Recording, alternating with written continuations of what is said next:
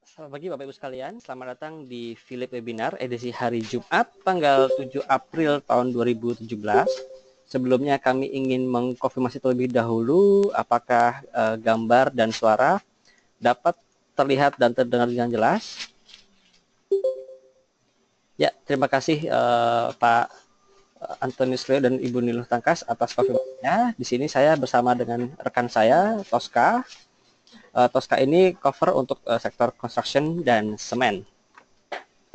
Ya, kita mulai saja. Untuk sesi pertama akan dibahas mengenai market indication. Hari ini kita perkirakan IHSG akan bergerak bullish moderate dengan rentang support di kisaran 5634 hingga resisten di 5704. Nah, mengingat kenaikan pada pekan-pekan terakhir sudah lumayan drastis kalau kita dari slope miringannya, dan juga sudah mendekati level 5.700 dan sudah breakout 56 kemarin, tampaknya cukup rentan adanya profit taking untuk beberapa waktu ke depan. Namun kalau kita kemarin dari sisi foreign net juga masih melakukan net buy, jadi ada peluang untuk melanjutkan penguatan meskipun sudah cukup jenuh di atas. Jadi waspada jika ada profit taking, namun itu adalah profit taking normal. Lalu ada kita masuk market drivers. Jadi investor akan fokus pada pertemuan antara Presiden Amerika Donald Trump dengan Presiden Tiongkok Xi Jinping di Florida. Dan selain bicara perdagangan, topik yang diperkirakan akan menjadi bahasan adalah Korea Utara yang setelah kemarin meluncurkan rudal balistik. Jadi Korea Utara sudah memiliki kekuatan nuklir baik untuk rudal darat maupun rudal lautnya. Dan juga tentu saja perdagangan Amerika yang akan menjadi sorotan, meskipun tampaknya cenderung stagnan, tidak ada hal yang signifikan akan dicapai dalam pertemuan ini. Lalu nanti malam kita akan menantikan adanya pengumuman data non-farm payrolls dari Amerika Serikat, yang nanti apakah tingkat penciptaan lapangan kerjanya akan melambat setelah 2 periode sebelumnya. Data non-farm payrolls ini menunjukkan penguatan yang cukup signifikan. Lalu juga dari sisi politik dan keamanan, militer Amerika mempertimbangkan untuk mengambil posisi menyerang Syria setelah keluar isu bahwa ada penggunaan senjata kimia di Suriah. Kalau itu terjadi, maka kita akan melihat kembali gonjang-ganjing dan harga minyak bisa kembali bergejolak. Untuk hari ini bursa ASEAN ada Thailand dan Vietnam yang libur karena ada hari libur nasional. Kalau kita dari bursa Amerika semalam, ini cenderung bergerak flat saja dengan Dow Jones menguat 0,07% dan S&P menguat 0,19%. Sementara juga mengikuti sentimen regular kemarin yang terkoreksi turun 1,39%. Dari sisi komoditi juga nikel kembali terkoreksi setelah kemarin mengalami penguatan 3%, CPO melemah 0,2%, jadi cenderung stabil untuk harga komoditi, tidak banyak pergerakan yang bisa mempengaruhi harga emiten-emitennya. Lalu kita memasuki untuk market news. Pertama ada Gold atau PT Golden Plantation. Jadi Gold ini dulunya adalah anak usaha Tiga Pilar Sejahtera atau AISA. Sekarang sudah mulai memberikan profit dari laporan keuangan 2016, meskipun laba yang diperoleh masih relatif kecil, ya, ini 801 miliar, tapi peningkatannya ini lumayan karena revenue-nya menguat 38% menjadi labanya 801 juta rupiah. Sementara untuk revenue-nya 30% menjadi 177,23 miliar dari angka 128,7 miliar rupiah. Berikutnya ada Bank Sentral Asia akan membagikan dividen tunai dengan total nilai sebesar 4,9 triliun atau kira-kira senilai Rp200 per lembar saham. Nah, dengan angka ini maka dividen payout ratio-nya meningkat 24% dari 20% dari tahun sebelumnya. Kenaikan dividen ini juga ditopang oleh profit yang naik 14,4% menjadi 20,6 triliun rupiah pada tahun 2016 lalu. Berikutnya ada Wijaya Karya Beton. Weton saat ini sedang mengembangkan rel layang, kereta api layang antara Medan hingga Bandara Kuala Namu. Perusahaan menargetkan bahwa proyek ini akan selesai hingga pada akhir 2018. Perusahaan setelah mengantongi total kontrak senilai 750 miliar, sebagian besar dari kontrak-kontrak ini sudah dibuka dari 2016 lalu, jadi inilah sebagian besar carry over dari 2016, dan tahun ini sudah membuka kontrak baru sebesar 200 miliar rupiah.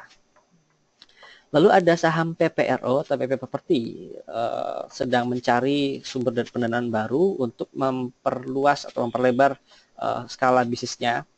Perusahaan membuka option untuk melakukan right issue dan berencana untuk mengumpulkan 1,54 triliun untuk mengakuisisi land bank atau cadangan tanah sekitar 10 hingga 20 hektar.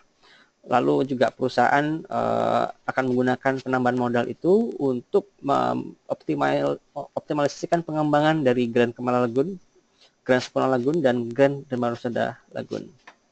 Ya, kita akan masuki untuk stock pick of the day dengan rekan saya, Tosca. Silakan, Tosca.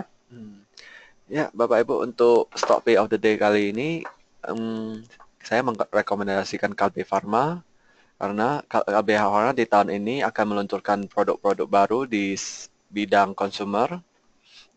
Dari varian produk baru ini, Kalbe Pharma ingin mempertahankan dan menambah pasar baru lagi di segmen consumer ini.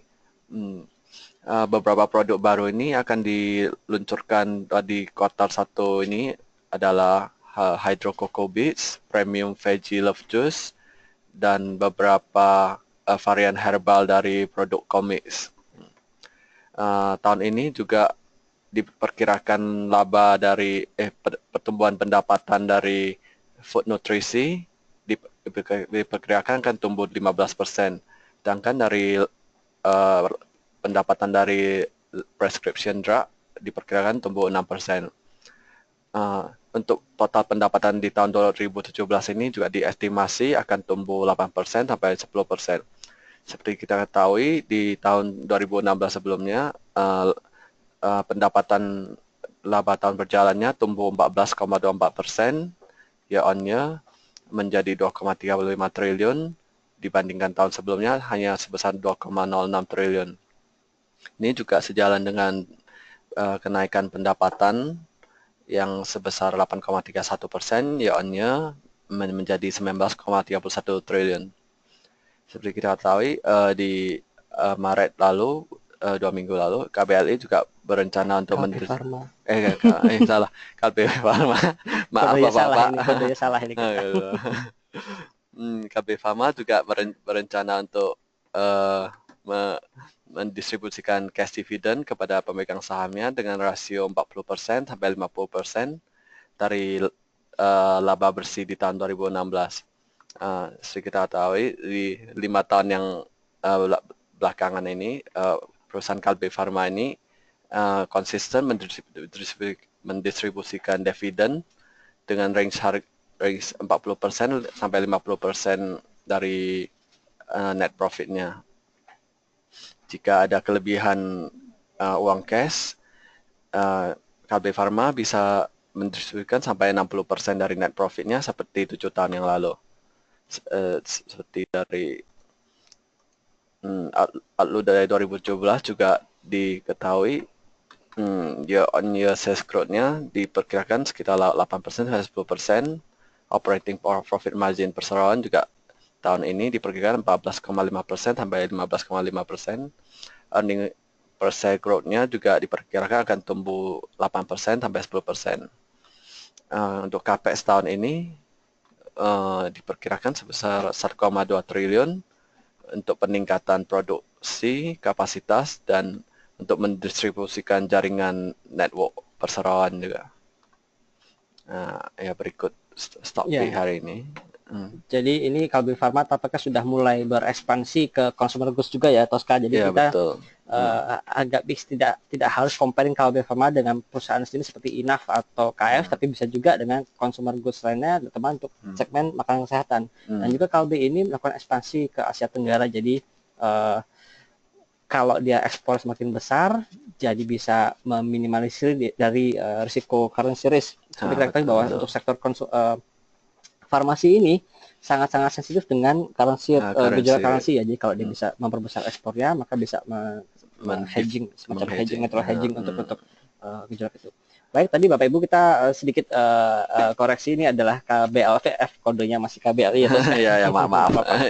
Ya, kita untuk teknikalnya bagaimana untuk saham KBLI ini? KBLI kan jadi Kalbe Farma, Tosca. Maaf Bapak Ibu, karena saya sering salah memang. Ya, untuk teknikal sendiri tampaknya sudah ada cukup tinggi, kemarin sudah break level 1600, dan kalau kita lihat indikator MACD ada sedikit pelemahan dari kenaikan ya, mungkin akan ada koreksi terlebih dahulu, tapi inilah koreksi sehat. Karena kalau kita lihat dari tren jangka pendek, ini sudah dalam posisi uptrend, dan kemarin breakout dari pola flag atau symmetrical triangle di sini kita lihat. Jadi penguatan tampaknya masih bisa berlanjut, namun alangkah sehatnya jika ada koreksi wajar hingga mungkin ke level 1560 jika Bapak Ibu ingin kembali mengkoleksi saham Kalbe. Karena kalau kita lihat ini gapnya cukup lebar dengan rentang 1600 hingga ke 1670, ini lebar sekali dan belum ditutup. Kita lihat apakah dalam waktu dekat akan langsung ditutup menuju ke atas atau dia ada pullback dulu sebelum kembali menarik untuk menutup gap di rentang di 1670. Demikian, terima kasih Tosca. Kita selanjutnya akan memasuki sesi tanya jawab. Namun kami mengajak Bapak Ibu bisa memasukkan pertanyaan di kolom yang tersedia. Kita akan jeda sebentar, barang 1 menit.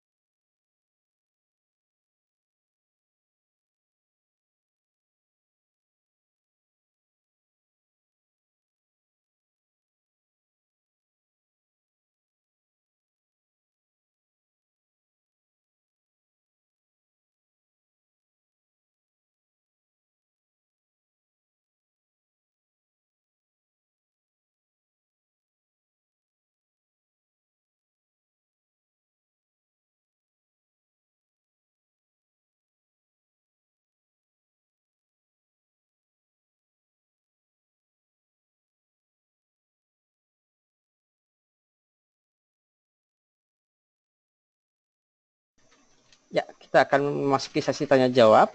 Bapak Ibu bisa mengetikkan pertanyaan di kotak yang tersedia. Kami akan pilih dari pertanyaan Bapak Ibu sekalian mengingat durasi waktu yang terbatas.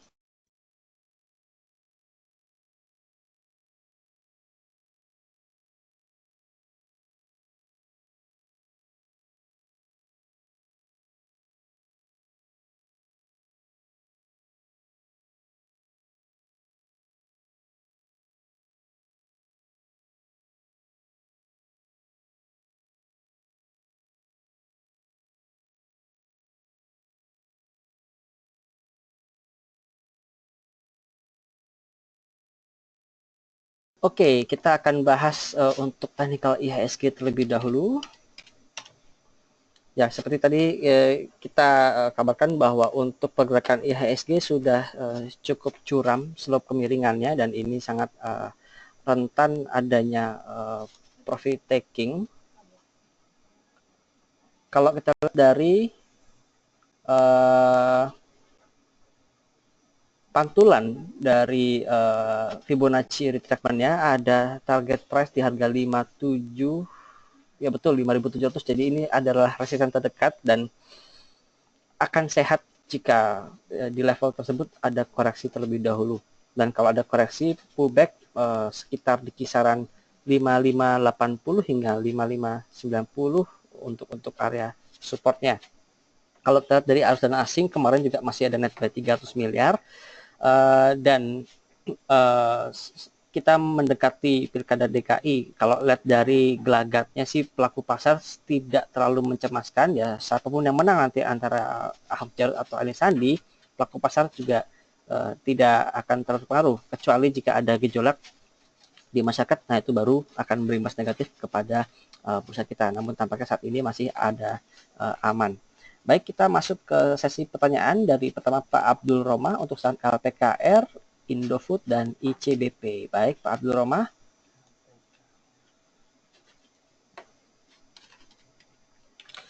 Untuk saham LPKR ya masih dalam rentang sideways-nya Pak, di 710 hingga 780 masih sebaiknya tradingkan saja dengan rentang tersebut. Namun saat ini tampaknya rentangnya mengecil dengan area support di kisaran 725 hingga resisten di 750. Jadi kalau 725 jebol mungkin bisa coba tampung lagi di 710. Kalau kita lihat memang ini sideways sudah berlangsung sejak awal tahun dan masih belum ada tanda-tanda untuk breakout resisten atas. Jadi kalau perusahaan dia mencapai level 750 atau 790 lebih baik sell on strength terlebih dahulu.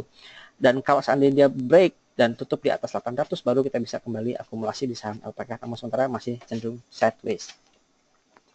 Kalau kita lihat dari sisi fundamentalnya LPKR ya, untuk LPKR sendiri ada pertumbuhan penjualan sebesar 18,62% menjadi 10,3 triliun dari posisi 8,7 triliun sebelumnya. Dan kalau kita dari sisi valuasi PE ratio ada di kisaran 19,11. Ini kurang lebih sama dengan BSDE di 19,72. Jadi mungkin harga sekarang sudah cukup wajar bagi LPKR. Sementara untuk PBBV sendiri masih cukup atraktif di level 0,76 kali. Beralih ke saham Indofood. Indofood untuk Indofood juga masih dalam koridor rentang 7.900 hingga resisten 8.400. Meskipun kalau kita lihat dari slope kenaikannya ada sedikit tren kenaikan di sini, dan kalau dari indikator stokastik sudah ada di area oversold dan seharusnya ya tidak seharusnya ada potensi bagi saham Indofood ini kembali untuk rebound dan manfaatkan rentang 79 hingga 8.400 ini untuk trading jangka pendek saja. Demikian Pak Abdul Roma. Berikut ada saham ICBP. ICBP. Oh sebentar, Indofood kita coba lihat dari sisi fundamentalnya.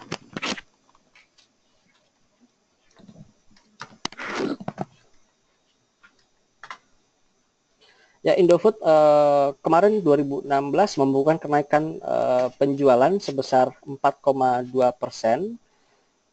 Masih ditopang oleh segmen mie instannya cukup bagus. Kalau lihat dari sisi PE ratio di sekitar 17 kali dan PBV 1,6 kali. Ini kalau kita compare dengan PE tahun 2015 ini masih cukup atraktif karena 2015 lalu dia PE-nya di kisaran 21 kali. Jadi kalau secara segmen consumer ini selama dia produksi bahan-bahan yang dibutuhkan oleh masyarakat, maka penjualannya bisa terus meningkat. Lalu ada ICBP, ini sister company dari INDFF. Ya, anak company. Oke, thank you Pak Jasa atas koreksinya. Ya, untuk ICBP, kita lihat technical juga masih dalam rentang 8175 hingga 8850. Jadi bisa coba diteringkan saja, Pak. Ini bisa coba buy on weakness di kisaran 8150 hingga 8175 kalau kita lihat dari indikator technical.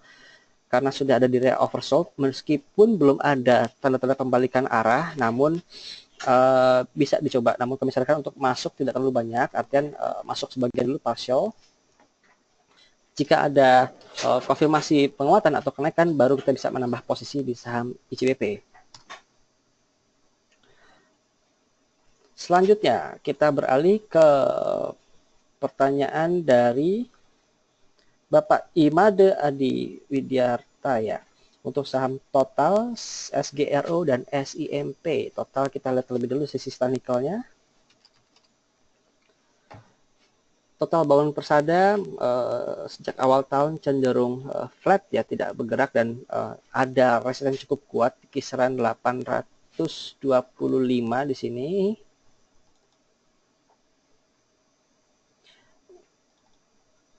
Nah, 825. Ya, untuk 825, dan untuk area support ada di kisaran 780.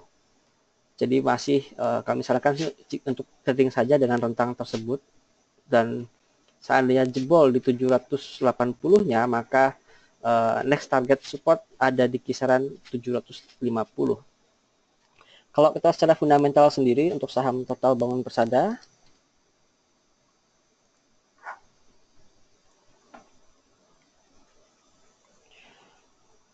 masih ada pertumbuhan revenue 4,98, namun mengingat ini adalah perusahaan swasta, di mana swasta lebih mengandalkan pada proyek-proyek properti komersial seperti high-rise, perkantoran, dan apartemen. Jadi pertumbuhan revenue tidak sebesar rekannya yang dari kontraktor plat merah seperti Wika atau PPTP yang membukukan kenaikan revenue 15%. Untuk total sendiri baru 4,9%. Nah, untuk saham-saham konstruksi swasta seperti Total ini, kita harus melihat kondisi sektor properti secara keseluruhan. Jika properti sudah mulai membaik, maka pembangunan sektor swasta bisa kembali menggeliat, dan tentu saja Total Bangun Persada dan rekan-rekan swastanya bisa kembali ikut bergeliat. Selanjutnya ada saham SGRO. Untuk SGRO secara teknikal kita lihat ini kemarin ada kenaikan sedikit, namun kalau kita lihat secara tren jangka menengah dari 2016 lalu cenderung sideways dengan area rentang dengan di sekitar 1900 hingga ke area resistennya di 2050. Ini tampak sekarang sudah ada di area resistennya 2060 kurang lebih. Jadi mungkin bisa coba trade sell dulu jika ada sudah barang. Jika belum ada barang, hold sampai ada koreksi. Kemungkinan dengan support online di level 2000. Jika masih tembus, maka tunggu saja di level 1900, Pak. Untuk saham SGRO. Kalau dari sisi fundamental, kita lihat apakah sudah ada rilis laporan keuangan SGRO.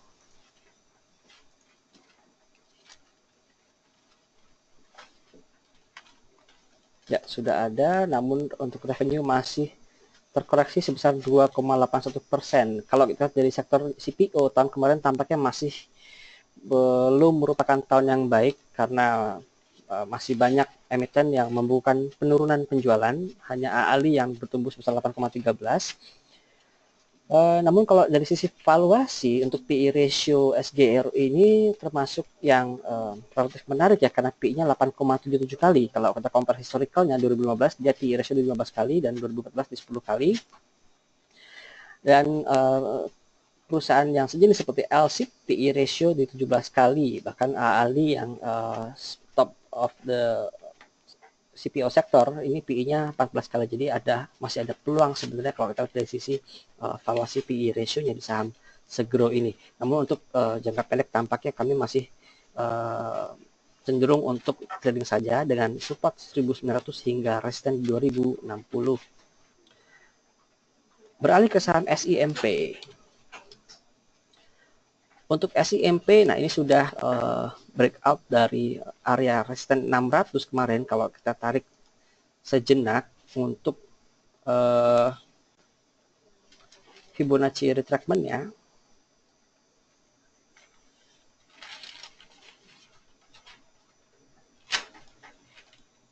untuk hit next target ada di kisaran 670, area 670 untuk resisten berikutnya, dan arahnya kembali ke level 760.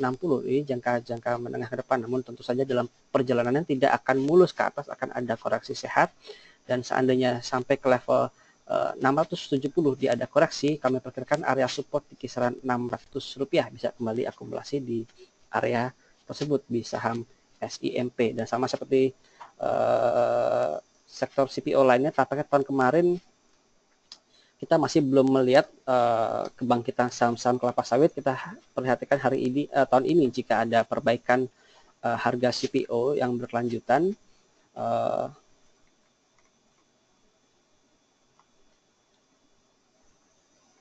maka bisa menopang.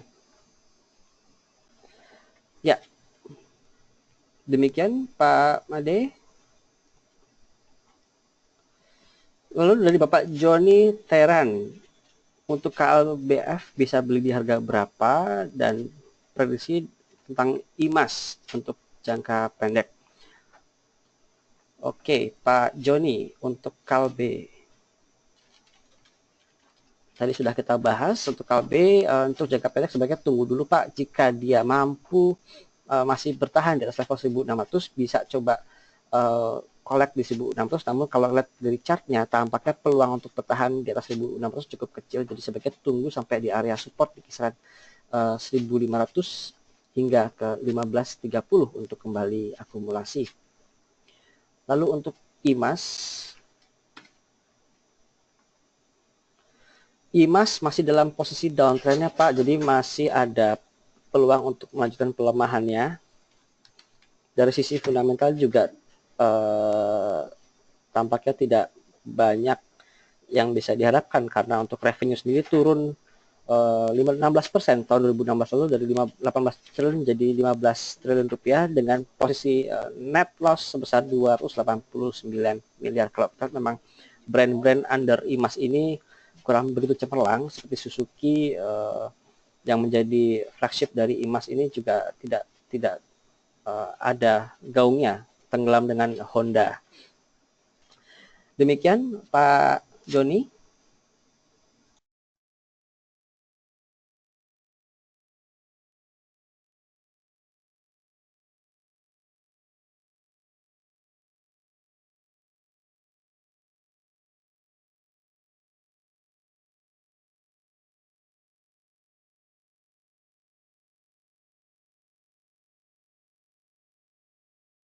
Selanjutnya dari Bapak Junadi Syukur, untuk mohon review saham WSBP. Ya, WSBP kalau kita lihat teknikalnya memang WSBP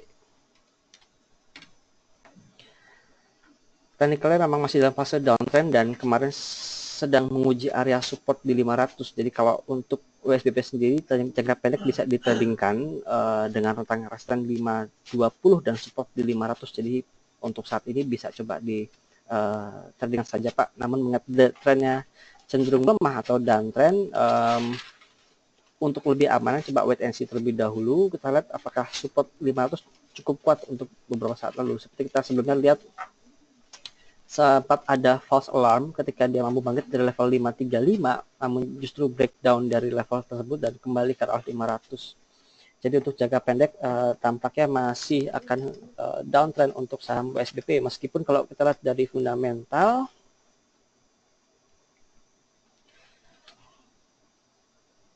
ya fundamentalnya untuk pertumbuhan penjualan, pertumbuhan revenue sendiri ada kenaikan signifikan 78%, dan ada revenue-nya juga hampir 2 kali lipat, dari 330 miliar jadi 630. Jadi secara fundamental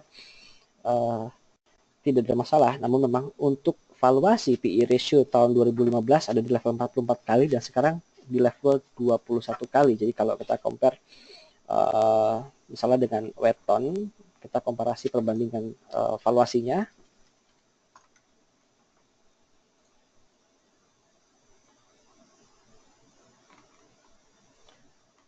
untuk valuasi weton ada di 25 kali, jadi masih lebih atraktif dari sisi PE ratio untuk saham USBT. Selanjutnya dari Bapak Iqbal, mohon review untuk saham Waskita Karya dan Adi Karya. Baik. Untuk Waskita, nah ini juga dalam posisi downtrend sama seperti anak usahanya Waskita Beton tadi, dan kalau kita tarik sedikit untuk Fibo retracement, kemanakah arahnya kita lihat.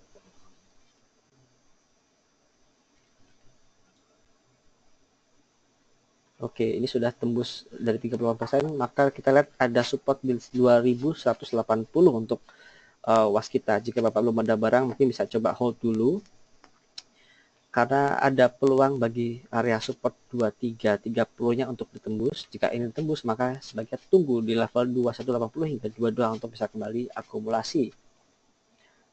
Kalau kita lihat dari sisi fundamental lagi untuk saham Waskita,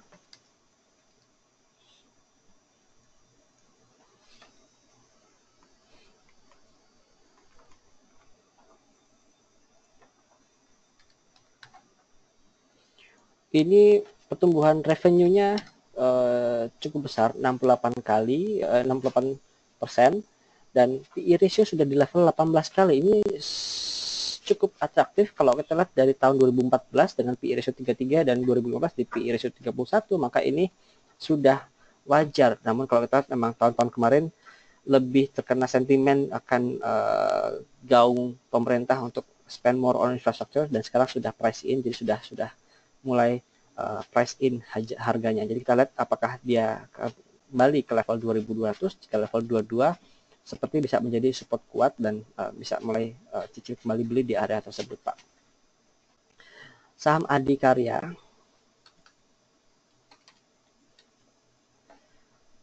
Adikarya justru masih dalam posisi uptrend ya, meskipun kemarin sempat ada koreksi dalam, dan ini kita lihat kemarin sudah ada pantulan sedikit di saham Adi.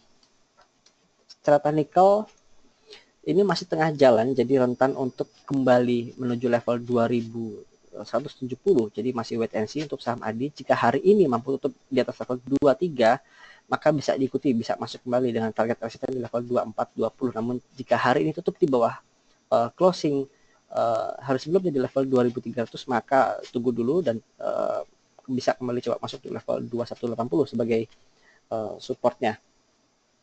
Kalau dari sisi fundamental sendiri juga pertumbuhan revenue tumbuh sebesar 17,83, ini masih sama dengan Wika dan PTTP 15%. Untuk sisi valuasi sendiri lebih premium dibanding dengan Wika dan PTTP, di mana Wika sebesar 20,5 kali PI-nya dan PTTP 19,6 kali untuk PI. Demikian Pak Iqbal, kita akan mencari untuk pertanyaan selanjutnya.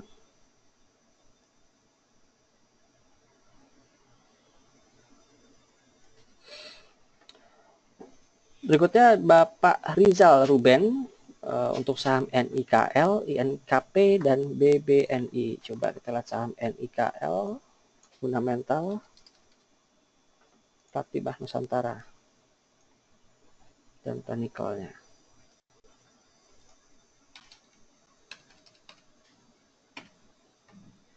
Oke, ini tampaknya saham spekulatif dan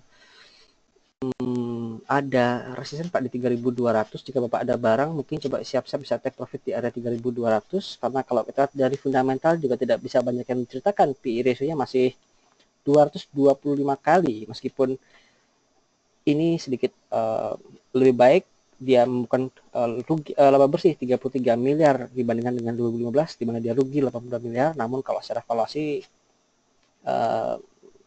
belum menarik Pak, jadi ini untuk spekulasi saja, tidak untuk di hold dalam jangka waktu lebih lama. Lalu saham INKP,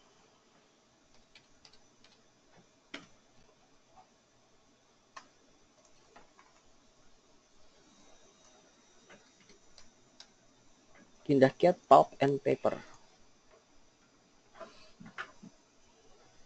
ini dalam posisi uptrend juga, namun kenaikannya sudah sangat-sangat curam. Ini sangat rentan profit taking, Pak. Jadi jika belum ada barang, sebaiknya tidak untuk mengejar, tunggu sampai ada koreksi yang sehat dalam beberapa hari. Jadi ini lebih untuk spekulasi, saya tidak untuk di hold, karena meskipun PE ratio 3,39 dan PBV 0,24, kalau lihat kenaikannya sangat drastis, bisa untuk jangka pendek. Tapi kalau dari sisi fundamental ini sangat menarik karena PE ratio 3,3 kali ya. Secara historical memang dia PE-nya rendah. Apakah memang belum terlalu dilirik oleh pelaku pasar? Kita bisa lihat TPIA yang tahun kemarin juga rasio PE-nya termasuk rendah dan tidak liquid, namun harga bisa maju kencang. Ini bisa dilihat lebih panjang lagi, dan bisa diperhatikan jika kenaikannya cenderung stabil, maka ini coba bisa dimanfaatkan. Harapkan bisa seperti TPIA lalu. Selanjutnya saham perbankan BBNI.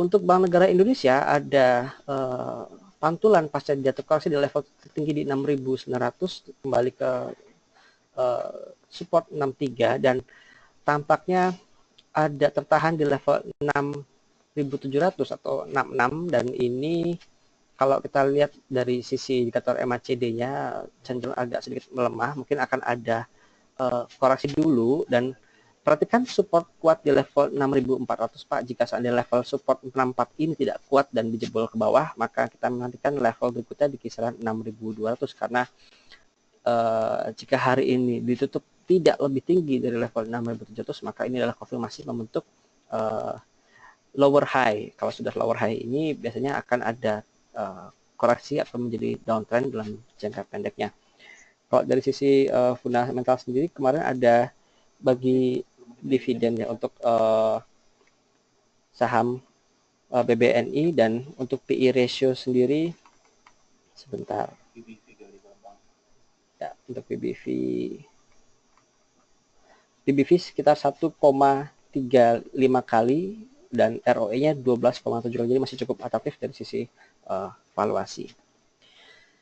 Ya, demikian Bapak Ibu sekalian, mengingat sudah hampir 15 menit kita memasuki sesi perdagangan, kami akan cukupkan Philip webinar edisi hari ini. Kami ucapkan terima kasih atas atensi dan kehadirannya. Kita akan jumpa lagi di Philip webinar edisi hari Senin pekan depan. Selamat pagi dan salam cuan.